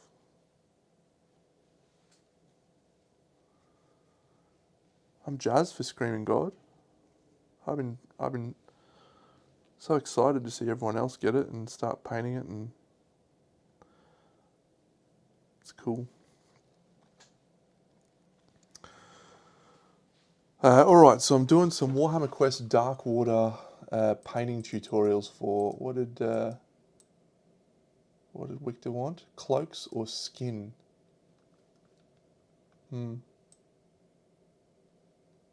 Okay. Not really a lot of cloaks or skin in the Warhammer Quest Darkwater set. I suppose there is a cloak on a couple of the heroes. Maybe we can do that.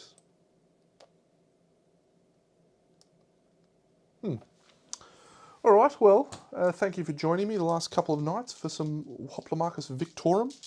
I'll be back on Thursday. It might be a Kingdom Death stream. It might be a something else. I'm not sure. I'm still playing a lot of Voidfall on the app. It's sensational, but I don't really want to set that up. It takes a lot to set up. I had great fun with Grim Coven the other night. Did you end up getting Grim Coven, Fen? Have you done any playing with it? I know you had a lot of arrive. You had Kingdoms Forlorn and Grim Coven and was it Tanara's Adventures or something all arrive at the same time. Hey, victory! That's good. Yeah, I don't know if you played much Grim Coven. It's sensational. Very close to one of my games of the year last year. I suppose I could play some Uvia.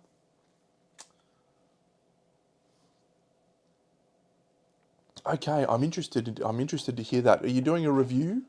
Will you be writing up a review on it? Because I'd be interested to hear your in-depth thoughts on why you're neutral on it. I love it. I love it as a multiplayer game. I love it as a solo game. But what I have found is that it's tending towards too easy. But I haven't played many of the later scenarios, which are in theory a little bit harder. Primal, that's the other one. I think you got Primal, didn't you? The Primal stuff's on its way to me too. Actually, has that shipping notification come through?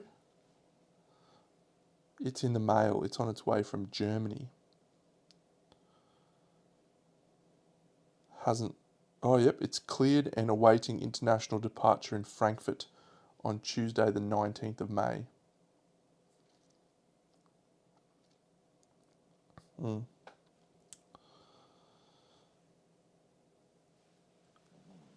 Yeah, okay. I'll look forward to that review. It really worked for me, and it was a hit with my group. There's this game sitting here with me called Europa Universalis. I've tried reading the rulebook like 6 times. It's a fucking nightmare. I've never seen anything like it. I don't even know if I can do it. It might not be a goer.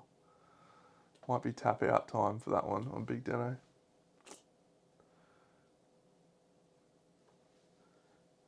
Yeah, I'm not sure.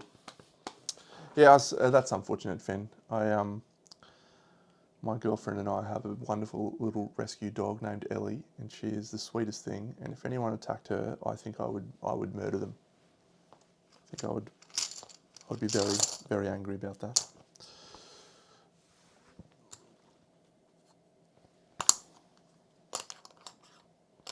I keep looking for a good dungeon crawler, right? I'm just in chat mode at the moment, just chatting away.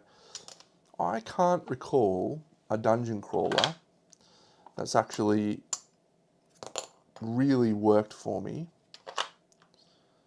in a long time. I played through Frosthaven, or I played through like 30 episode campaign scenarios of Frosthaven, and that was nice, but I haven't seen another one that came close to it. Where's the Chimera? And I want to like a dungeon crawler. That's it.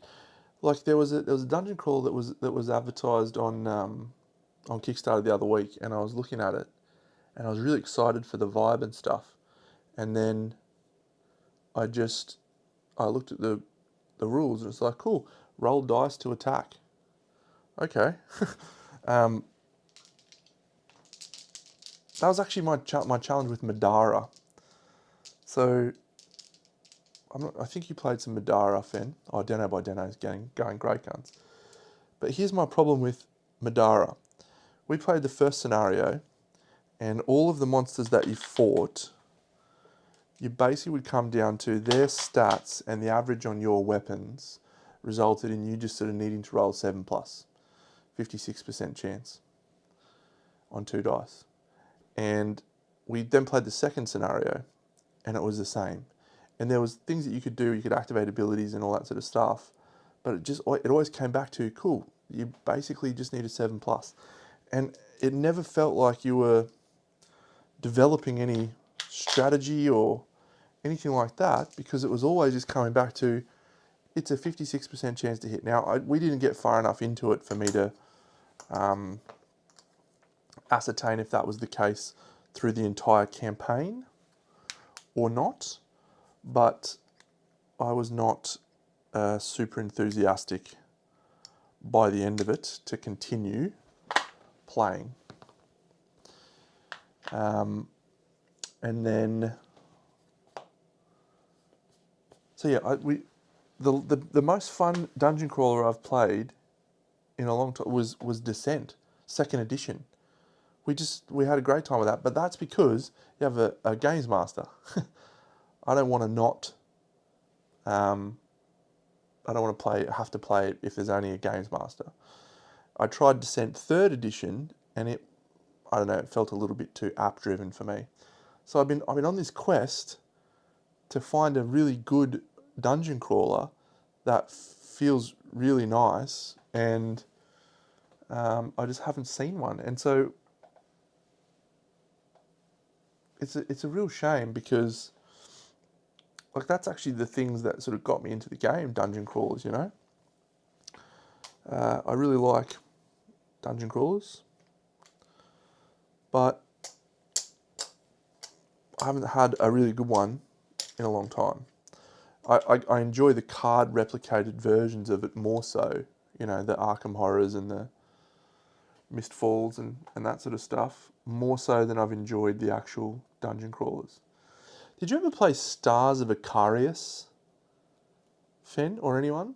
So it was kind of tagged Gloomhaven in space. I saw a dude with a copy of it for sale recently, and it sort of tickled my fancy quite a lot.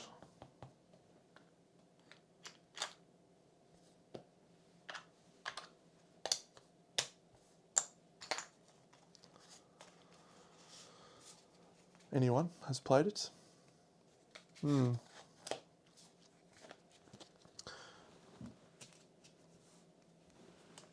sort of have in my mind, I have this end vision, this end goal, where I think to myself, what I want is the perfect boss battler in the same way that I feel about Kingdom Death. You know, like I've enjoyed a lot of other boss battlers, and I've enjoyed, you know, Aeon Trespass was great, but I always come back to Kingdom Death. I love it. It's great. It's kind of like the pinnacle. Maybe that'll be superseded at some point, but I don't think the models will ever be superseded, right? So that's number one. The next one that I learned a magic trick the other night. I should do my magic trick. It's sick. And I want a pirate game. I want a pirate game that feels the same, where it's like this is the penultimate pirate game. And I tried Sea of Legends. I kickstarted that. Rubbish. Absolutely rubbish. And we tried Merchants and Marauders. It was fine. Like the best pirate game I've got right now actually feels like Star Wars Outer Rim, which is fun. It's cool enough. But yeah, and then I've got this dungeon. Like I want a perfect dungeon crawler, and that one I haven't found. Maybe it was Gloomhaven. You know, maybe Gloomhaven is still the best dungeon crawler, and nothing will come close. And if that is what ends up being the case, that's probably okay. It's probably okay, because it is great. It is really good.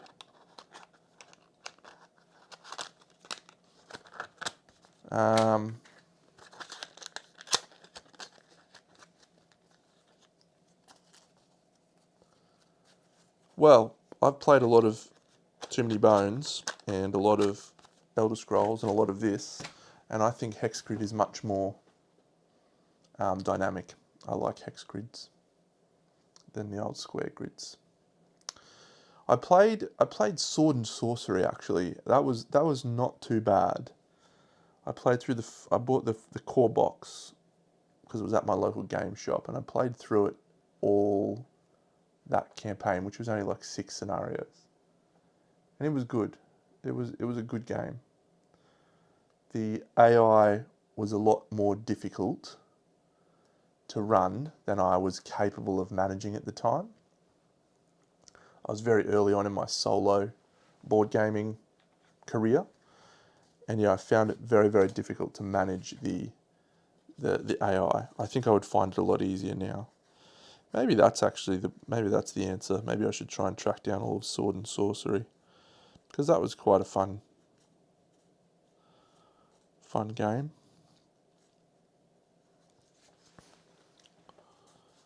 Dungeon crawler. Yeah, maybe that's not a bad idea. And because that's been out for a while, I'd probably get a pretty decent price on it. But look, as you say, Fen, the thing that lets them down is it's always just the gear is cool, get an extra dice. You know, there's just not a lot of engaging stuff when it comes to gear progression. Not in the way that Kingdom Death does. Why? And you've said this in many of your articles. Why has no motherfucker actually taken that and iterated on it? Why has no one looked at that and gone, "This is the best thing about Kingdom Death. Let's what can we do with that? How can we make that better?" It's fucking wild. It's absolutely outrageous that no one has hard leaned into that and turned it into a incredible thing. It is the best part of the game by far. That's the thing that you don't see. I will sit off camera waiting before my stream or after my stream, just fucking around with gear grids for like an hour before I go to bed. Even though I've got to go to work the next day and it's like 12 o'clock in the middle of the night and I just want to keep mucking around with my gear grids. It's just stupid.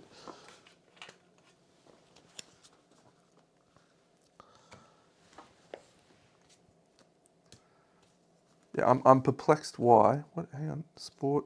Yeah, I'm perplexed why more people haven't done stuff with it. Makes no sense to me.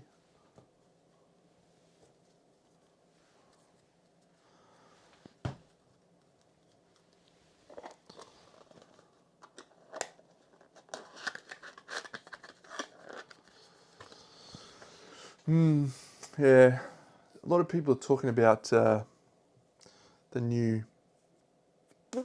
Awakened Realms one, Lands of Evershade. I nearly got hooked with the character creation. I was like, this is going to be awesome. Look at all these cool character creations. And then I found out that it was 90% story. And I said, no, that's fine, thanks. I need something that, if I wanted to read a story, I'd go read a story. I'd go read the Dresden Files again. Or whatever. I don't want to sit there reading and then have 20% combat that's supposedly not very interesting. It's okay. But that's fine. Everyone's allowed to like different things, and people are allowed to like different things of that game. That's all good. Just not for me. Ibix, do do do do do.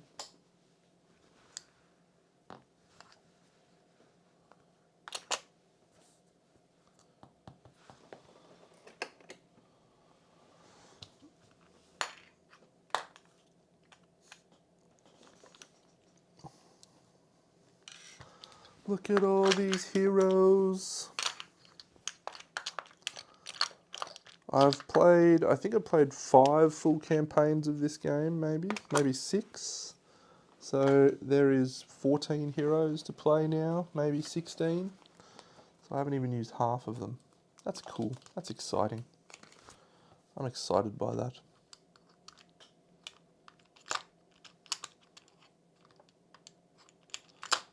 I'm gonna go look up Sword and Sorcery, I think. See if that rustles my jimmies.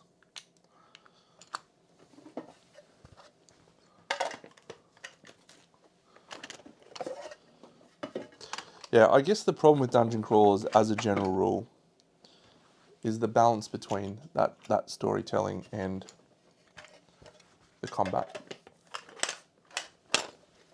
Because really, that's what most games spend their focus on, is making this super interesting story. Alien Trespass Odyssey is a prime example. If they just did the fights, that game would have been finished 12 months earlier than it was. So, and the story's good, but when I was streaming Cycle 4, I just wanted to get through the story so I could get to the friggin' fights over and over. Interesting. It would be cool to design the perfect dungeon crawler.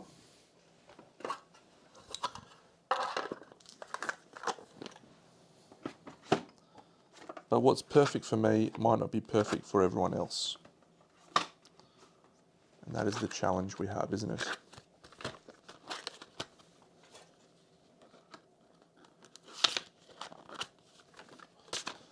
How hard could it be? Well,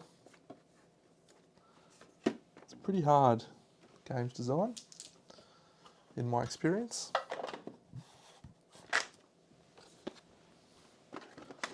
Limited as it were. I love this box. So happy I have this box.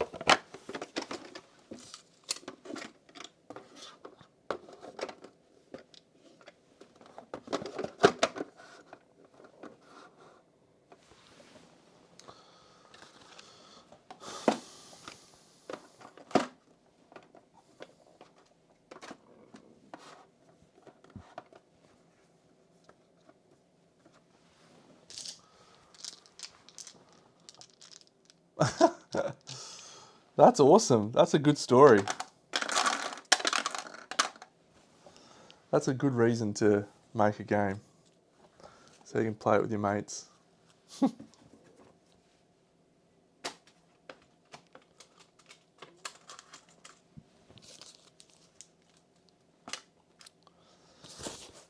A friend of mine was talking quite highly of Edge. Oh, was it not Edge of Darkness? I think it was one you did a review on actually. Like a dark fall. I can't remember what it was now. It wasn't Darklight Memento Mori. It was another one.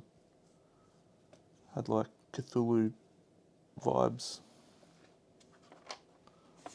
in the monsters. Anyway, it's not a super relevant part of my story, I guess.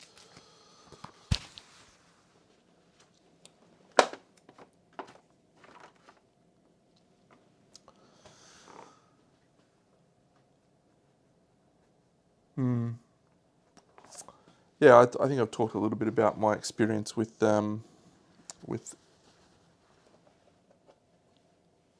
Judgment, Eternal Champions, and it's quite a... Now, it wasn't Cthulhu Death May Die. I've got to look it up now. Got to Google it.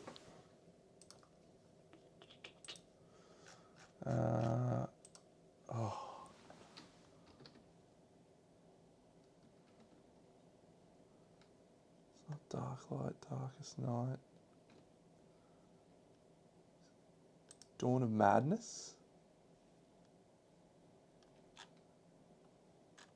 Is that the one? Dungeon Crawlery? Dawn of Madness? No, not that. Oh man, I'm going to have to go and look up on Messenger now. I was talking to this dude about it ages ago. Far out.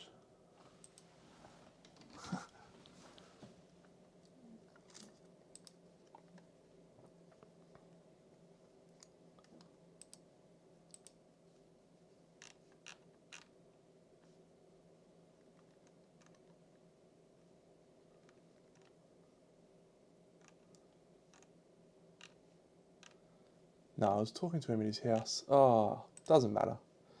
Doesn't matter. It wasn't Cthulhu Death May Die. I don't think it was Darklight Memento Mori. It was a recent sort of horror-themed board game. Doesn't matter. Doesn't matter. It's going to annoy me all night. I'm going to look for it until I find it. No, it wasn't Arkham Asylum.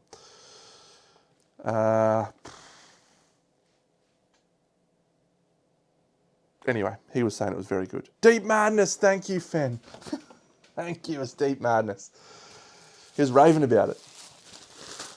He was raving about it. He said it was awesome. He played through like 5 missions in one day. Just could not stop playing it.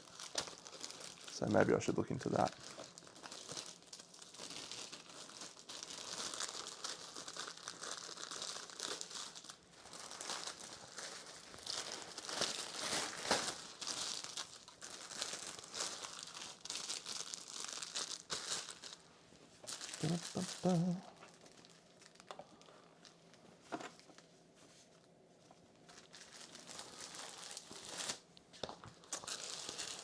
All right, well, I guess I've just packed this up, so we're probably not doing another Hoplomachus playthrough. That's okay, that was nice. I'll look forward to the next time I pull that out. That'll be fun.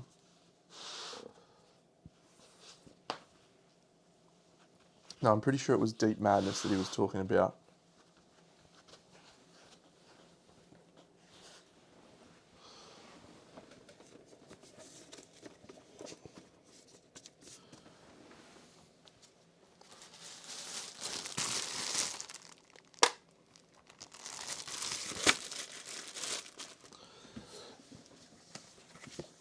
Rubbies, that was, yeah, about 4 hours, I think, maybe 3.5.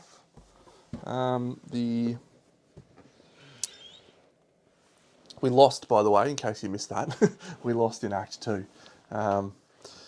Mostly because I misplayed some of the stuff in Act 1 that probably would have kept me going, but I don't think I was ahead of the curve enough that I was going to be able to push through till the end. It's a hard game, even on easy difficulty. I still find it to be a hard game.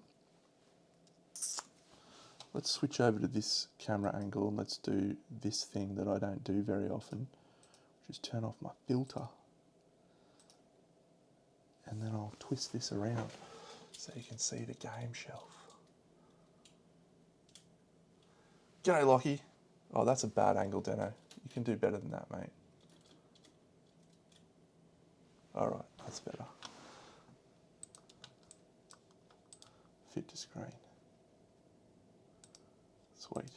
Alright, well you can see all of the camera trickery that I do. I've got lights here and here and here, and there's cameras in the shot. There's a camera. This is me side camera. This is me camera mount. Anyway, so yeah. No, I didn't do Quictorum. I did the full version. I really like the full version. I have not been able to justify doing Quictorum yet because I like the full version of the game. It's not happening yet, ZWEX. It will happen soon, but it's not happening yet. Don't say it. You'll turn the lights off. We'll be sitting in the dark.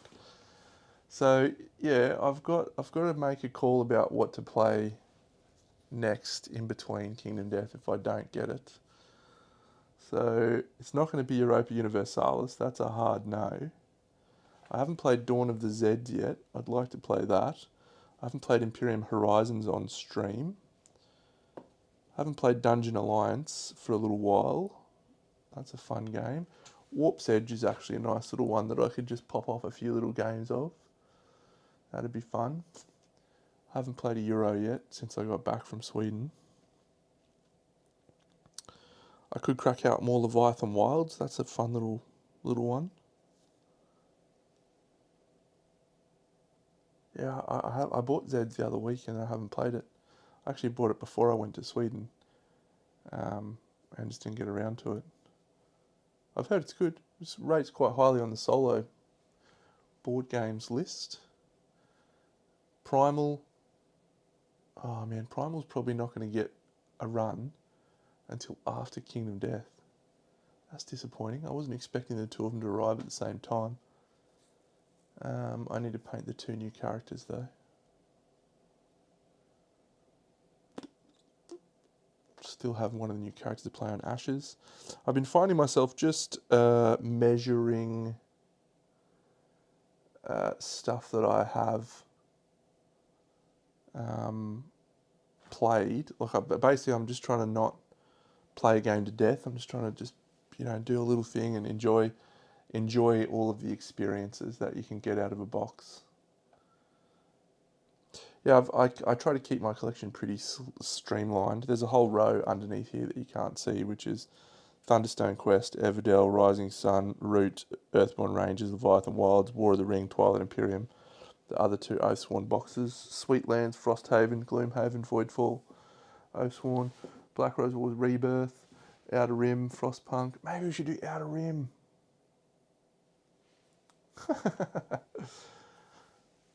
I have done quite a bit of painting at night recently. I spent a lot of time assembling my dark water models. I've got a few busts actually, a bust and a 75mm figure to paint before I dive into my dioramas and gear. I got a pretty cool life. I like my life. Play games, paint models, walk my dog, spend time with my girlfriend.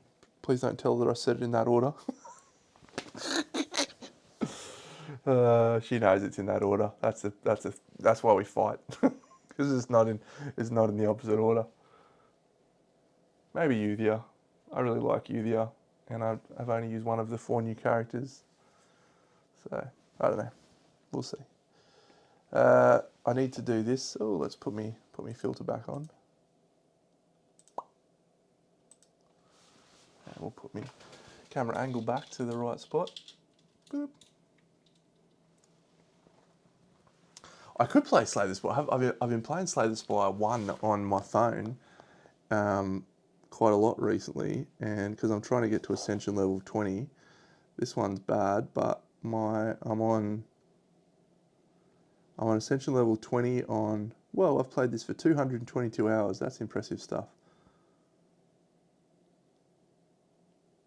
Yeah, I'm at Ascension level 17 with the Ironclad. And then with, will this scroll down? How do you get to the...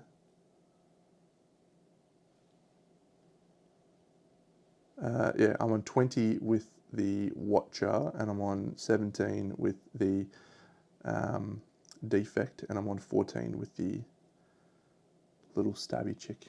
So, played a lot of that recently. This is a little best with one print and play that I've got to do, that the Pledge Manager just unlocked. So it looks quite cool. I like the art style. Cole Munro Chitty again, which is great. And this is all pretty exciting looking stuff. So I should really make this so I can try it out. It's even got Siri. And what's her name? The good looking chick.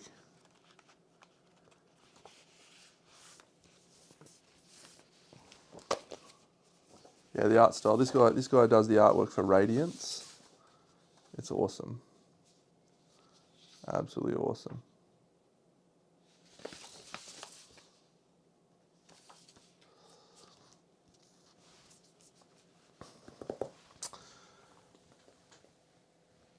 I should play some Spirit Island on stream. I'm an animal at that too.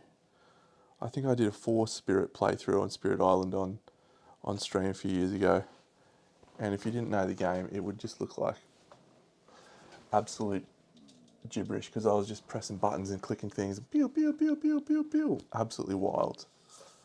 And I was regularly beating France and England on levels 5 and 6. I have not beaten the heart in Ascension mode in a while. I did it with the Watcher a little while back. Anyway, I'm gonna head off. Great chats tonight, friends. Looking forward to seeing you all again on Thursday when I'll be back. It might be Kingdom Death, it might be something else, but I'll be here. So I'll look forward to seeing you then. Have a great week. It's a beautiful Monday for me, so it's going to be a glorious week.